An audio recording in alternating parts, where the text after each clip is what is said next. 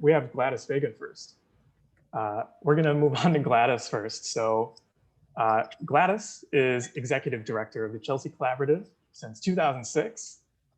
She's an organizer and advocate to ensure that the needs and concerns of the Latino community are addressed. And she was born in Puerto Rico. So I'm so excited to welcome Gladys. Take it away. So hi, everyone. I'm Gladys Vega. I am the executive director of the formerly named Chelsea Collaborative, which is now La Colaborativa. We recently changed our name after our long strategic plan. I just have to say that when we began to do this work, we began to do it from the porch of my house without knowing what was waiting for us. We had no idea what this COVID-19 was going to be about. We knew that we were taking a risk, but we didn't care because the people of Chelsea needed our help, and we couldn't just stay home and not do anything. If anything, we were like, if we get sick, we get sick, and we'll pray that we are strong enough to recover and to continue. And as a matter of fact, I just got the virus around 40 days ago.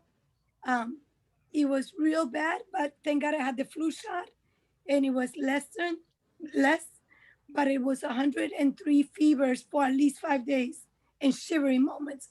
And all I kept thinking about was, this is me in my house with my daughter, who's a Chelsea City Council, who has never lost her job, with my son-in-law that is a police officer, who also is working full-time, and with a tremendous family support of nieces that would take care of me. That is not the situation of our community members. Our community members, when they were getting sick, and they continue to get sick now, because whether we believe it or not, we have an increase in the pandemic right now. I actually compare where we were back in April to now, and I'm extremely, extremely concerned that this phase 2 of the pandemic, it's going to be worse for Chelsea than the before one. And I don't know what would that be. But I tell you, right now, the food pantry, I closed it yesterday, stayed by myself with 2 other staff members. I had to send everyone home because 5 people had the coronavirus. They tested positive. We're doing the test every 3 days. So, and in Chelsea, I think it was a 46 number the day before, and then 129 yesterday. So it's quite scary. Our overcrowding conditions continue to be a huge problem. If anything, families are now more overcrowding because they were not able to pay rent, or they were not getting the financial support from the different programs that exist. Because even with the Baker administration, they fixed the raft application to make it a 4-page. The fact that you have to tell a landlord, can you give me a letter signed and certified that even if I'm not working, you're willing to take this $10,000 of back pay, but even if I'm not working, in order for you to get the check, you have to say that you're not going to evict me. You know how many times landlords are saying, listen, I can't do that letter for you. I just want my money, and that's it. I cannot have a tenant not pay me for 6 more months. So in terms of the pandemic and housing, they're so close to one another that one contributes to the growth of the numbers. And I think that the fact that we have so many people in displacement situations where we have not been successful at avoiding displacement, that they're now moving with other family members in an already crowded space. So for communities that are affluent, they probably will never face this situation. For communities like Chelsea, it's incredible and it's very hard. So for example, I have my cousin Juan Vega's wife, Carolina. She was one of my delivery drivers, volunteered since March 5th with us in the street. She has this group of elders at an elderly development delivering boxes. 6 of them got sick, and now she's home also sick with the pandemic because 6 of the elders. So I had to run yesterday while we were distributing only with 3 members of our staff, 1 myself. had to run to that building, take 200 disinfectant sanitizers. Like my car was full of those things to these elders so that they begin to clean and make sure that they don't touch the elevators and that they're very careful because they're like those, they're that protected class of people that we need to care about, and that at times they don't have no one looking out for them. And then while I was there, I saw a situation that I keep thinking about, but because we're running around like crazy, is that many of those elders were saying, Miss Vega, could you bring me boxes of food? Because the family member that usually bought me groceries, and I used to do that for my mom when she was alive, is no longer working. So what I get from Social Security doesn't allow me to pay my bills in addition to buying enough food. And my daughter's not working, so she's not helping us. So it broke my heart. So I called the truck driver that we have it. We have a truck that I think I own from Enterprise. I have had it since probably April, never returned it, been paying for the rent of the truck, but I own it already because we're like, every time I have a situation where people don't have food, I'm like, bring those USDA boxes, bring the rice, bring the maseca, put them in the truck, and we're going out to the neighborhood. And our movement in terms of this pandemic has been so unique just because I don't wait for people to come to us. If I hear that a group of individuals have the need, we just pack our bags, fill that truck, and let's go out in the outskirts of the community and let's meet people where they're at. But I tell you, the challenge is huge. People are not going back to work anytime soon.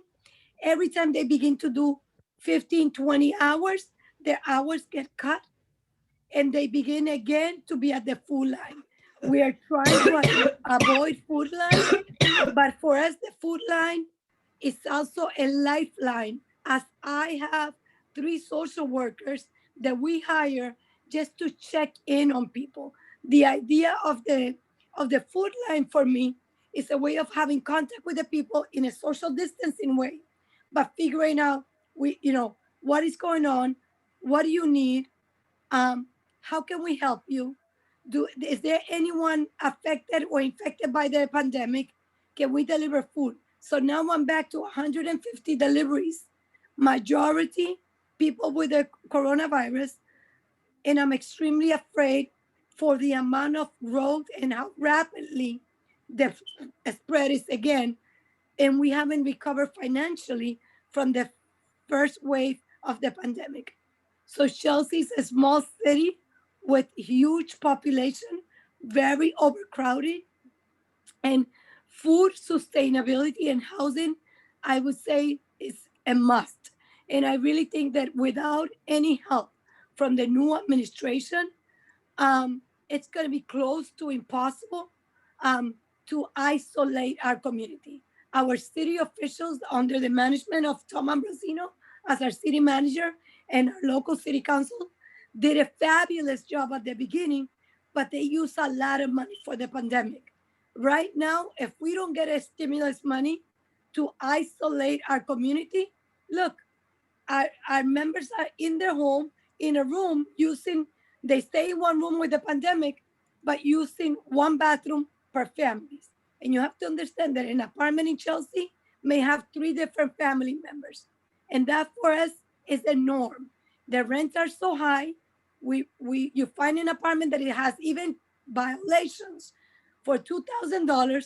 And what you need to do in order for you to pay that rent is get another family. You rent them a room. That family may have 4 or 5 individuals living in that 1 2-bedroom apartment or 3-bedroom apartment.